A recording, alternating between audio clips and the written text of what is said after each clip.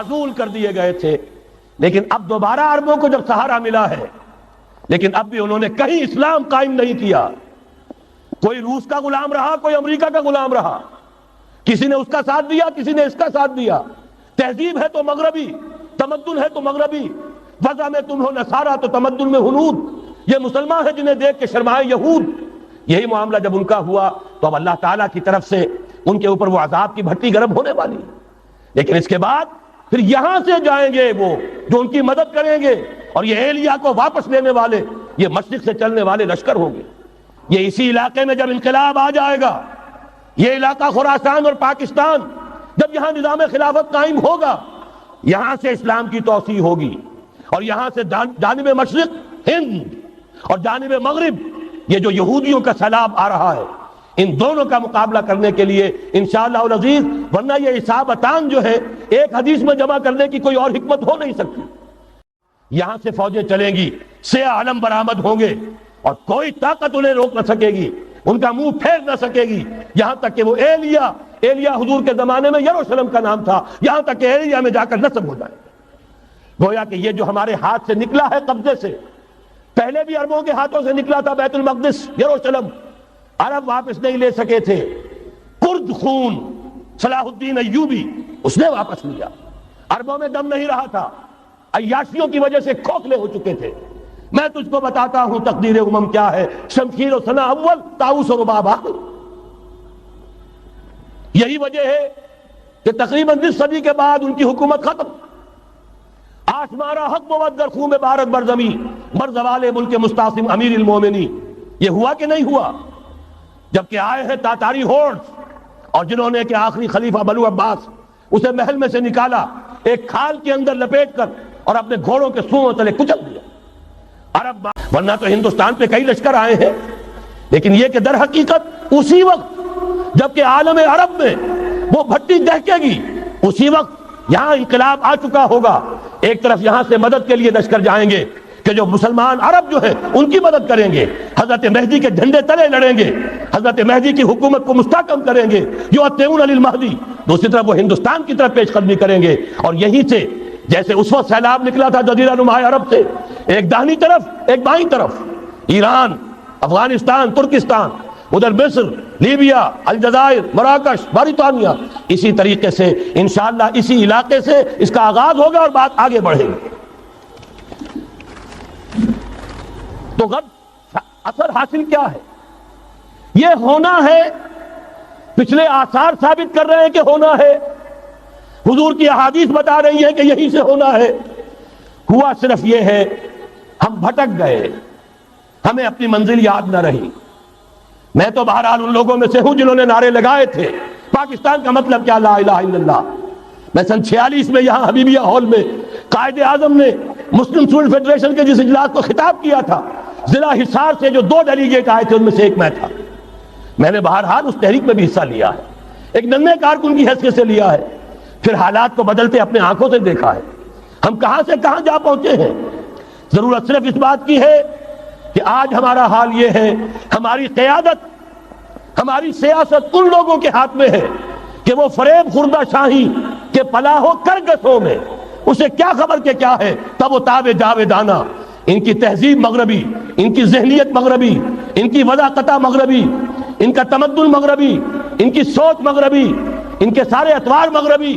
حضرت عمر رضی اللہ تعالیٰ عنہ قائد خلافت ہے، بیت المقدس کا محاصرہ کیا گیا کہ پیٹھ میں چھڑا ہوگا۔ وہ کیسے؟ ایک یہودی عبداللہ ابن سبا اسلام کا لبادہ اوڑھ کر آ گیا، معاشرے کا جائزہ لے لیا۔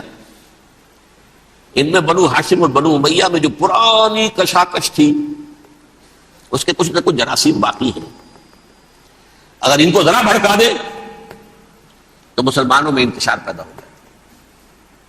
کہا یہ عثمان کون ہے؟ یہ تو بنو امیہ میں سے ہے، یہ حق تو بنو ہاشم کا ہے، خلافت ان کے پاس ہونی چاہیے، محمد کے تو رشتہ دار وہ ہے صلی اللہ علیہ وسلم۔ عوام الناس کے اندر بات پھیلنی شروع ہوئی۔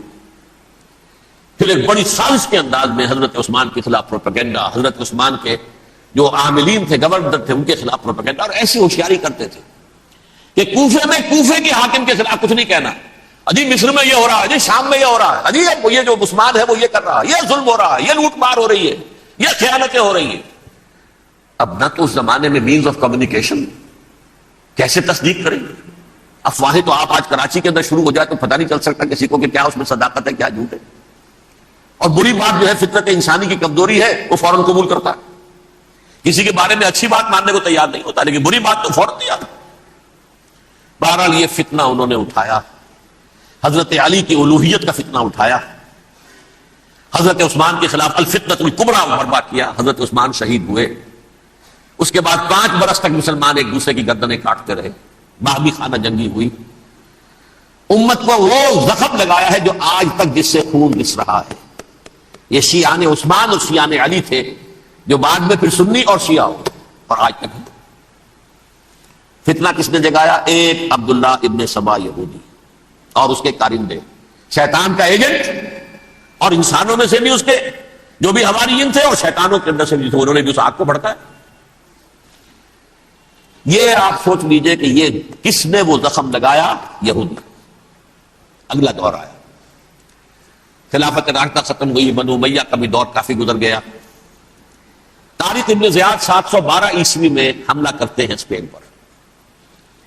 اسپین اس وقت عیسائیت کا بہت بڑا گڑھ، بڑے کٹر ترین عیسائی جو ہے وہ اسپین میں تھے، لہذا یہودیوں کی وہاں بہت پٹائی ہوتی تھی، بہت پٹائی ہوتی، میں بتا چکا ہوں، دشمنی تھی چلی آ رہی تھی عیسائیوں کے ہاتھوں یہودیوں کی۔ وہ تو سن 300 عیسوی سے ایمپرر کانسٹنٹائن کے بعد سے شروع ہو گئی تھی۔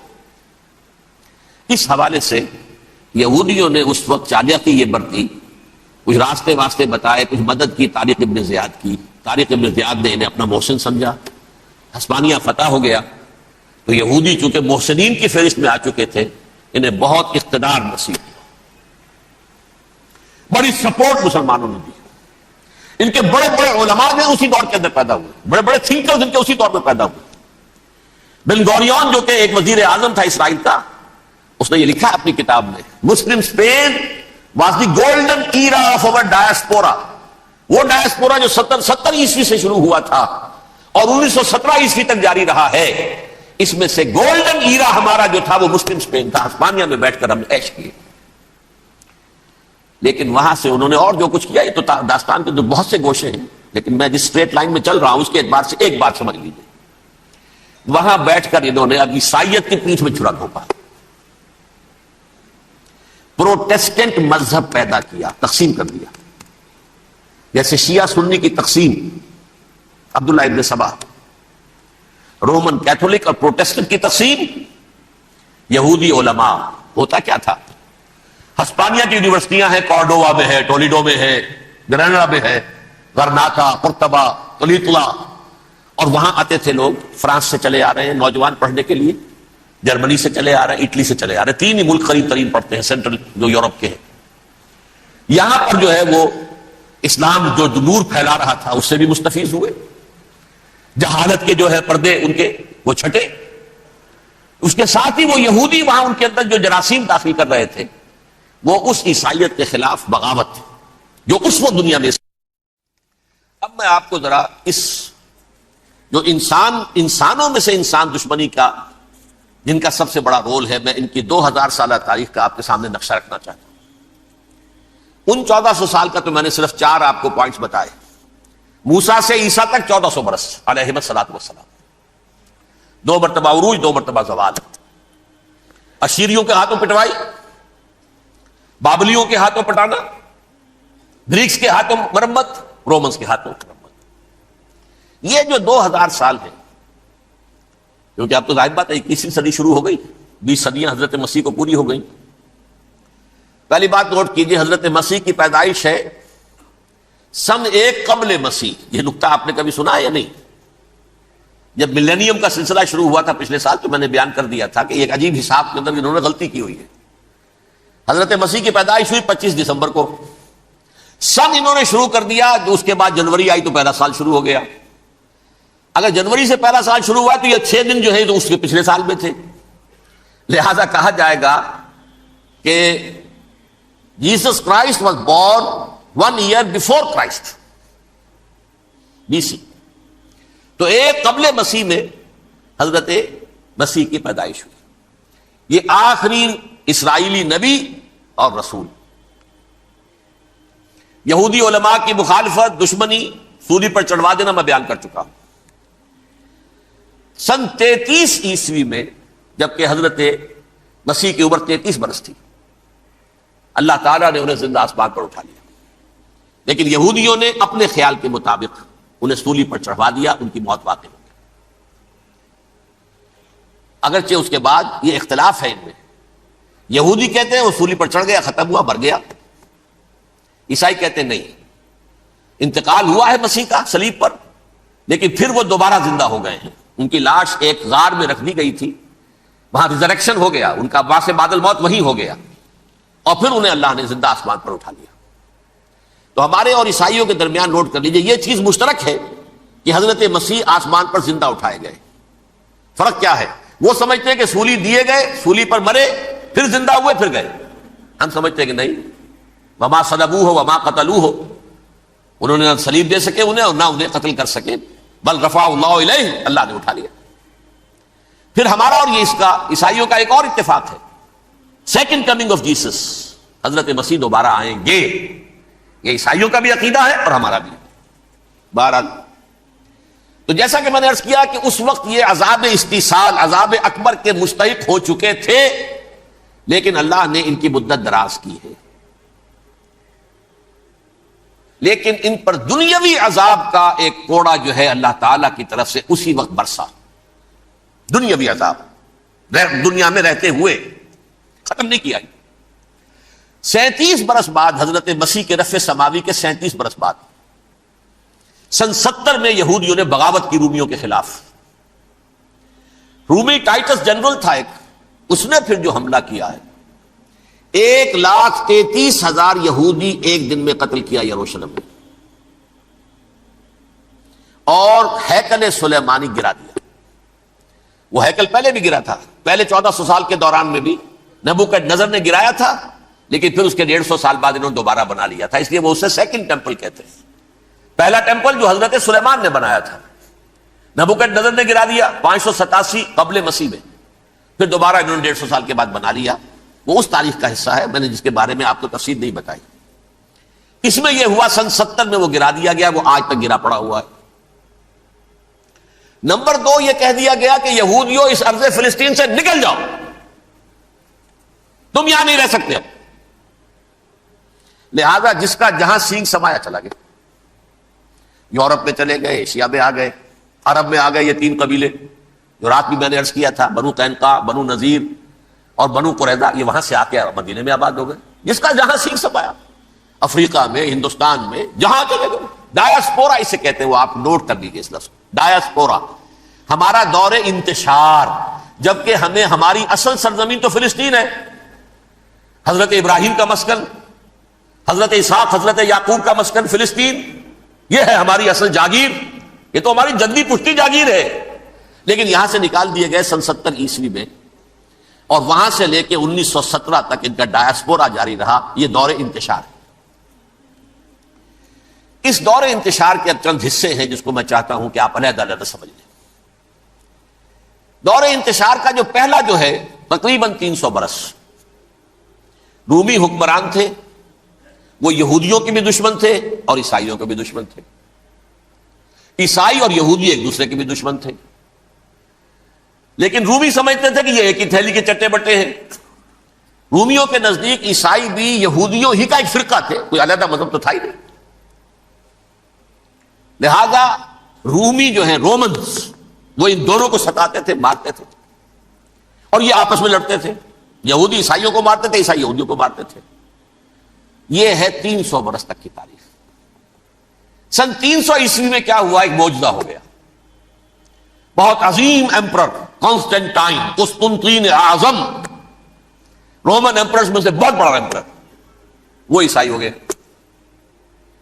اب تو معاملہ بالکل تلپٹ ہو گیا، پوری سلطنت عیسائی ہو گئی.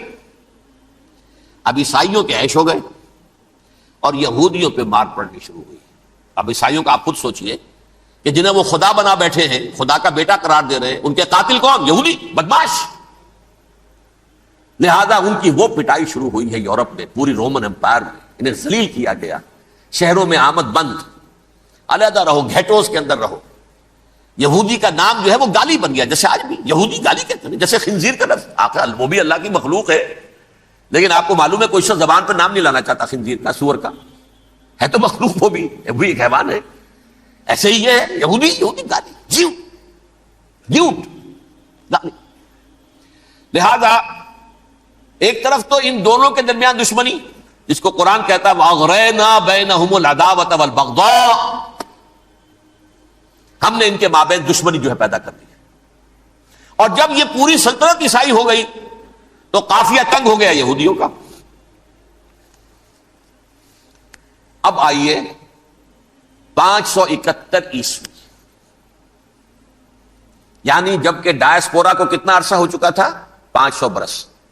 سن 70 سے شروع ہوا ڈائسپورا، جب ٹائٹس نے گرایا ہے ہیکل کو اور نکال باہر کیا انہیں فلسطین سے، بھاگ جاؤ یہاں ایک یہودی بھی نہیں رہے گا، فلسطین سے نکال دیے. اس کے پورے 500 برس بعد سن 571 عیسوی میں حضور کی پیدائش ہوئی، ولادت باسعادت محمد رسول اللہ صلی اللہ علیہ وسلم. 610 میں آپ پر وحی کا آغاز ہوا. لیکن حضور کے ساتھ ان کا معاملہ کیا رہا؟ اول تو جبکہ حضور ابھی مکے ہی میں تھے، یہودیوں نے ریشہ دوانیاں شروع کر دی حضور کے خلاف.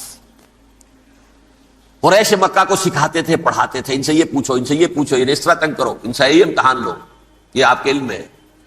سورہ بنی اسرائیل میں، سورہ کہف میں وہ سوالات، جو امتحانی سوالات آئے تھے، ذوالقرنین کون تھا، اصحاب کہف کون تھے، تم رسول بنے پھرتے ہو تو بتاؤ، اور یہ روح کی حقیقت کیا بتاؤ. یہ ساری ریشہ دوانیاں کر رہے تھے بیٹھے ہوئے ابھی وہیں پر. حضور ابھی پہنچے بھی نہیں. ہجرت فرما کر حضور تشریف لے آئے تو حضور نے جسے ماسٹر سٹروک کہا جائے گا، یعنی اسٹیٹس مین شپ کا ماسٹر سٹروک، آپ نے مدینے میں آتے یہودیوں کے ساتھ پیکٹ کر دیا، جوائنٹ ڈیفنس پیکٹ آف مدینہ، کہ اگر مکے والے ہم پر حملہ کریں گے تو ہم مل جل کر ایک قوم کی حیثیت سے مقابلہ کریں گے.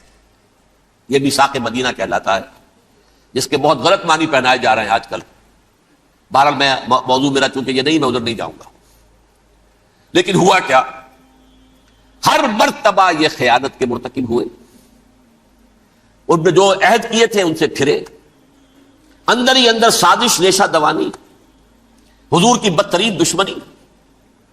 سورہ نساء کی آیت نمبر 12 میں 14 میں 13 میں فرمایا ہے لا تزال تطلع علی خائنۃ منہم، اے نبی ہمیشہ آپ کے علم میں ان کی طرف سے خیانتیں، بدیانتیاں آتی رہیں گی. اور بار بار وہ مسلسل جنگ کی آگ بھڑکاتے تھے. قریش کو دعوت دیتے، آؤ آؤ آؤ، ہم اندر سے بغاوت کر دیں گے، تم آؤ تو صحیح، ختم کریں محمد کو اور اہل ایمان کو صلی اللہ علیہ وسلم ورضی اللہ تعالی عنہم اجمعین. لیکن پھر جب وہ آتے تھے تو یہ دبک جاتے تھے، ان میں ہمت نہیں تھی. میدان کے مرد نہیں رہے تھے. یہ سورہ حشر میں ان کا نقشہ کھینچا گیا ہے. کھلے میدان میں مقابلے کی اس کے اندر صلاحیت ہی نہیں ہے. یہ تو فصیلوں کے پیچھے سے، جیسے عورتیں کہیں دیہات میں لڑائی ہوتی ہے تو مرد جو ہے گلیوں میں لڑتے ہیں، عورتیں اوپر سے پتھر پھینکتی ہیں، بس وہ کام یہ کر سکتے تھے. من ورائے جدر، فصیلوں کے پیچھے سے، جنگ میں میدان میں نہیں آ سکتے. بہرحال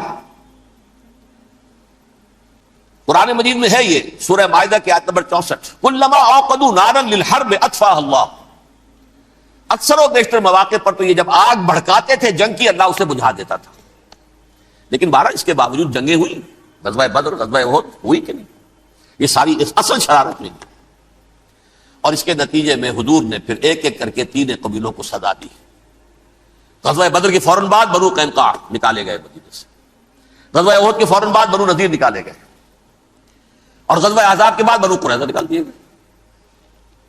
یہ تو میں نے آپ کے سامنے رکھ دیا صرف حضور کے زمانے میں ان کا کیا رویہ رہا. دشمن، رات بھی ہم نے وہ آیت پڑھی تھی لَتَجِدَنَّ أَشَدَّ النَّاسِ عَدَاوَةً لِلَّذِينَ آمَنُوا الْيَهُودُ وَالَّذِينَ أَشْرَكُوا.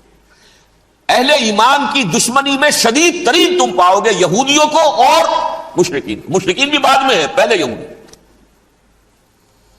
حضور کے بعد کیا ہوا اب یہ نوٹ کیجئے، یہ ان کی تاریخ کا دوسرا دور. حضرت عمر رضی اللہ تعالیٰ عنہ قائد خلافت ہے.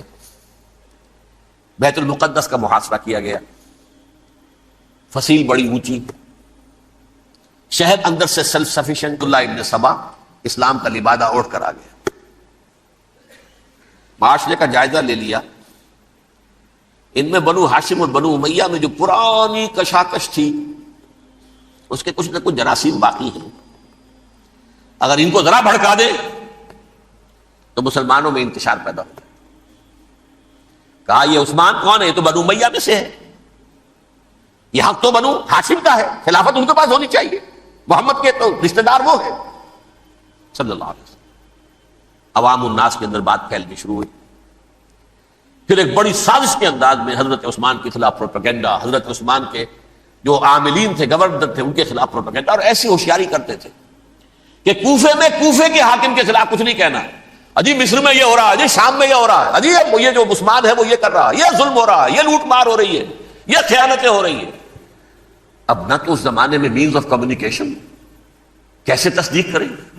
افواہیں تو آپ آج کراچی کے اندر شروع ہو جائے تو پتہ نہیں چل سکتا کسی کو کہ کیا اس میں صداقت ہے کیا جھوٹ ہے.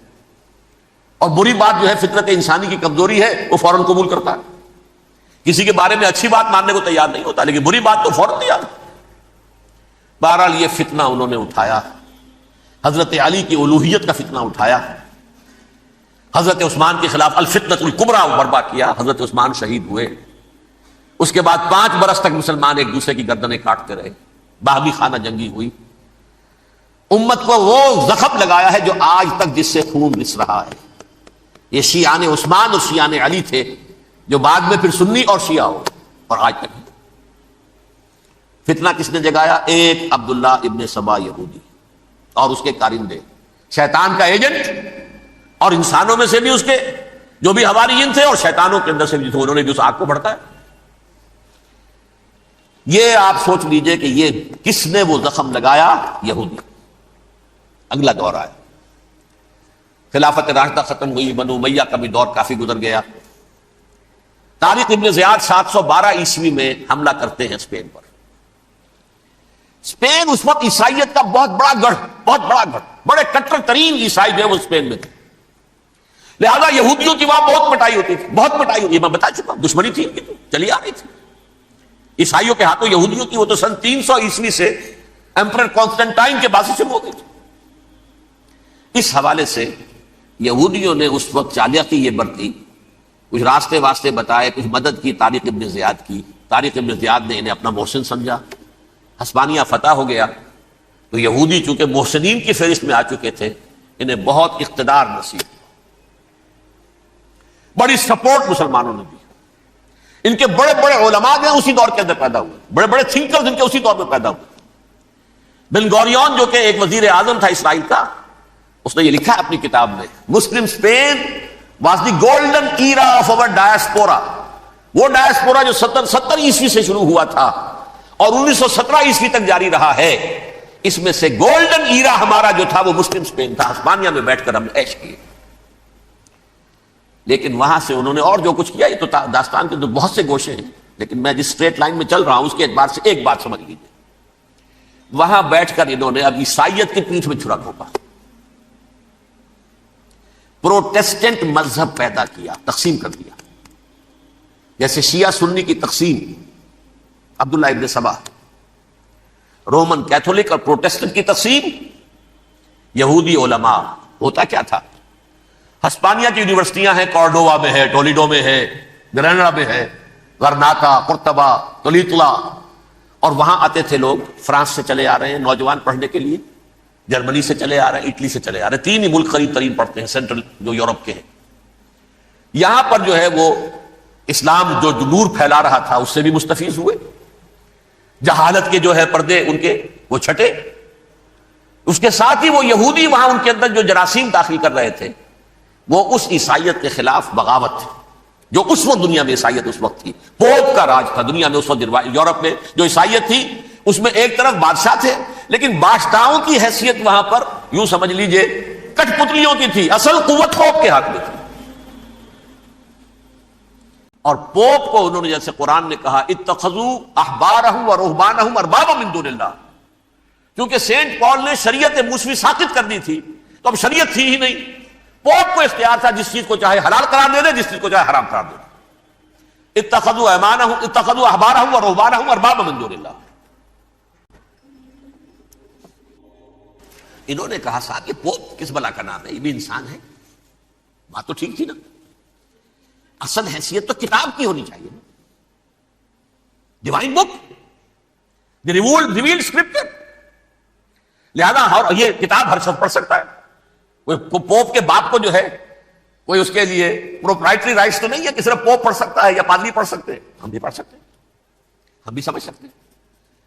یہ باتیں تھی کہ جن کو بڑھا چڑھا کر بیان کر کے اور پوپ کا اقتدار ختم کرا دیا اور توجہ مرکوز کر دی بائبل کی طرف. اب بائبل میں بڑا حصہ تو اولڈ ٹیسٹامنٹ کا ہے. نتیجہ کیا ہوا؟ یہود کی عظمت پروٹیسٹنٹس کے نزدیک مسلم ہو گئی. اصل قوم تو یہ ہے، وہ دشمنی بدلی کہ نہیں بدلی؟ موسیٰ کے امتی یہ ہے، تورات موسیٰ کو دی گئی، ابراہیم کی نسل یہ ہے. لہذا وہ جو دشمنی تھی، جو عداوت تھی کہ ہمارے خدا کو سولی چڑھانے والے ہیں یہ بدماش، اس کا ازالہ ہوا اس پروٹیسٹنٹ مذہب کے نتیجے میں. یہ میں اب آپ کو بتاتا ہوں کہ ایک نتیجہ وہ نکلا ہے جسے برٹرنڈ رسل نے بیان کیا ہے. اس کی کتاب ہے ان پریز آف آئیڈلنس، صفحہ 108. وہ لکھتا ہے دی Christians retaining the Judaic belief in a special revelation added to it the Roman desire for worldwide domination and the Greek taste for metaphysical subtleties. The combination produced the most fiercely persecuting religion that the world has yet known. یہ تین چیزیں آ کر عیسائیت میں مل گئی. ایک تو جب یہ اولڈ ٹیسٹمنٹ جو ہے وہ ان کے ہاتھ میں آ گئی، اور اس کے میں کچھ آپ کو بتا دیتا ہوں کہ اولڈ ٹیسٹمنٹ کی تعلیمات، کیونکہ یہ اولڈ ٹیسٹمنٹ جو ہے یہ محرف تھی. اصل تورات تو گم ہو گئی تھی 587 قبل مسیح میں، جب پہلی مرتبہ ہیکل جو ہے تباہ ہوا ہے اس وقت ختم ہو گئی تھی. اس کے کوئی 150 سال کے بعد انہوں نے یادداشتوں سے مرتب کر کے لکھی ہے. اب اس میں ان کے اپنے خیالات، اپنے امانی، اپنی توجیحات وہ شامل ہو گئی. لہذا میں آپ کو حوالے دیتا ہوں اس کتاب کے اندر مظالم کی جو تعلیم دی گئی ہے. اہل کتاب نے اپنے مظالم قتل عام کے جواز کے لیے تورات میں تبدیلیاں کی اور پیغمبروں پر دہشت ناکی اور بدترین حرام کاری کے الزامات لگائے. سنیے، پہلا حوالہ ہے یہ گنتی باب 31 آیات 17-18. اس لیے ان بچوں میں جتنے لڑکے ہیں سب کو مار ڈالو، اور جتنی عورتیں مرد کا منہ دیکھ چکی ہیں ان کو بھی قتل کر ڈالو، لیکن ان لڑکیوں کو جو مرد سے واقف نہیں اور اچھوتی ہیں اپنے لیے زندہ رکھو. یہ کسی اللہ کی کتاب کا یہ جملہ ہو سکتا ہے؟ کسی ریویل بک کا؟ اور سنیے، یہ ہے استثناء ڈیٹرانومی باب 20 آیت 16-18. پر ان قوموں کے شہروں میں جن کو خداوند تیرا خدا میراث کے طور پر تجھ کو دیتا ہے، کسی ذی نفس کو جیتا نہ بچا رکھنا، جیسا خداوند تیرے خدا نے تجھ کو حکم دیا بالکل نیست کر دینا. مرد، عورتیں، بچے، بوڑھے سب ختم. یہ کتاب مقدس ہے. اور سنیے، سیموئیل باب 27 آیت نمبر 9. اور داؤد نے اس سرزمین کو تباہ کر ڈالا اور عورت مرد کسی کو جیتا نہ چھوڑا. نمبر 4، ان سب آباد شہروں کو ماں، عورتوں اور بچوں کے بالکل نابود کر ڈالا. کتاب استثناء باب 3 آیت 6. یہ ہے جو کہہ رہا ہے برٹرنڈ رسل، کرسچینٹی میں آ کر بھی تین چیزیں شامل ہو گئی. ایک تو یہ باربیرین، یہ تعلیم جو ہے، اور یہ مذہب کے نام پہ تعلیم، یہ کتاب مقدس کی تعلیم. نمبر 2، رومنز کے اندر جو ایک تمنا تھی ورلڈ ڈومینیشن کی، وہ عیسائیت کے اندر آ گئی. اس لیے کہ پوری رومن امپائر جو ہے عیسائی ہو گئی، تو اسے وراثت کے اندر ورلڈ ڈومینیشن کی جو ایک تمنا تھی وہ مل گئی. اور پھر یہ کہ انہوں نے جو توہمات تھے یونانیوں کے، ان کو بھی اپنے ہاں مختلف شکلوں کے اندر جمع کر لیا. ان تین چیزوں کا the combination produced the most fiercely persecuting religion that the world has yet known. اس کے نتیجے میں دنیا میں تاریخ انسانیت کے اندر جو بدترین خوخار ترین مذہب ہو سکتا ہے وہ شکل عیسائیت نے اختیار کی. اور اس کا مظہر عتم کیا تھا؟ نوٹ کیجیے، صلیبی جنگیں. ایک بات ٹائم ٹیبل کے اعتبار سے نوٹ کر لیجیے گا. فرسٹ ملینیم ختم ہوا، سیکنڈ شروع ہوا. ان کے 1000 سال ختم ہوئے تو 11ویں صدی میں سیکنڈ ملینیم شروع ہوا، تو پہلی صلیبی جنگیں ہوئی. لاکھوں مسلمان قتل کیے. صرف یروشلم کے اندر اتنا خون بہایا ہے کہ خود ان کے ہسٹورینز لکھتے ہیں کہ جب ان صلیبیوں نے جب گھوڑوں کے ساتھ وہ چل رہے تھے گلیوں میں تو ان کے گھوڑوں کے گھٹنوں تک خون کی ندی بہ رہی تھی. جہاں سے گزرے ختم کرتے چلے گئے, آبادیاں کی آبادیاں ختم. اگرچہ اس کروسیڈ میں گیہوں کے ساتھ گھن بھی پسا, یہودی بھی بہت مارے گئے. یہ فرانس سے, جرمنی سے جب یہ کروسیڈرز آ رہے تھے 3000 میل کا سفر طے کر کے آئے تھے. سوچئے تو صحیح, اربن ثانی پوپ جو تھا آگ لگا دی تھی اس نے پورے یورپ کے اندر. شرم سے ڈوب مرو, تمہارے مقدس علاقے مسلمانوں کے ہاتھ میں. انفیڈلز, یہ کافر, یہ مرتد, یہ ملحد. مسیح جہاں پیدا ہوا, مسیح کو جہاں سولی دی گئی, وہ کہاں ہے؟ ان کے ہاتھ میں. وہ آگ لگائی ہے, 3000 میل کا فاصلہ طے کر کے یہ قومیں آئی ہیں اور جو تباہی مچائی ہے. تاریخ انسانی میں ایسی بربریت کی کوئی مثال. اور یہ ان کے اپنے ہسٹورینز لکھتے ہیں شرم کے بارے میں. ایسے محسوس ہوتا ہے جیسے ان کی گردنیں جھکی جا رہی لکھتے ہیں. اور پوپ کو انہوں نے جیسے قرآن نے کہا اتخذوا احبارہم ورہبانہم اربابا من دون اللہ, کیونکہ سینٹ پال نے شریعت موسوی ساقط کر دی تھی تو اب شریعت تھی ہی نہیں. پوپ کو اختیار تھا جس چیز کو چاہے حلال قرار دے دے, جس چیز کو چاہے حرام قرار دے دے. اتخذوا احبارہم ورہبانہم اربابا من دون اللہ.